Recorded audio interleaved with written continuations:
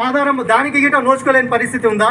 18 గుంటల స్థలం ఉంది. మీరు అందరూ ఆమోదించే ఏంటంటే యాజమాన్యాలు ఉన్నాయి, పటంచోలో ఇండస్ట్రీస్ ఉన్నాయి, గవర్నమెంట్ హాస్పిటల్ నిర్మించినారు. ఏదైతే కాచిపల్లిలో ఇండస్ట్రీస్ ద్వారా అక్కడ ఒక విద్యాలయం ఎలా కట్టినారు అనేది ఒకసారి మీరు విజిట్ చేయండి.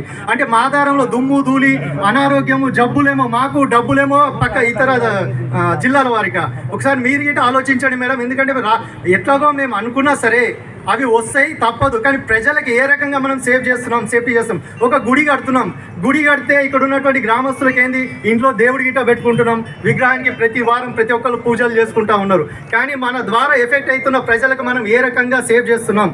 ఎందుకంటే మనం పొల్యూషన్ ఖరాబ్ చేస్తున్నాం. చెట్ల 2022లో మీరు ఏదైతే మనకు క్రెషర్లు వచ్చినాయో అప్పటి నుంచి చెట్లు పెడితే చెట్లు మొక్కలు కాదన్నా వృక్షాలు అవుతుండే. ఇప్పటికీ ఎక్కడ వృక్షాలు ఉన్నాయి ఇక్కడ గిట్ట మీరు విజిట్ చేయండి. వర్షం పడిన ఉంటాయి. గతంలో 2022లో ఇక్కడ పబ్లిక్ హియరింగ్ ఉన్నప్పుడు వాన పడింది కనుక మొక్కలు పచ్చగా ఉన్నాయి.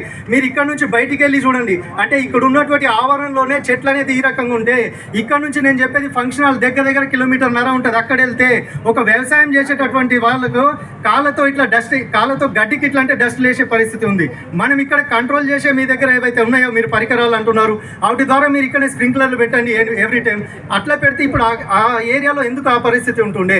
మేడం నేను చేసేది ఒక్కటే రిక్వెస్ట్ మేడం, ఎందుకంటే మీరు యాజమాన్యాల ద్వారా ఎలాగో పెడుతున్నామంటున్నారు.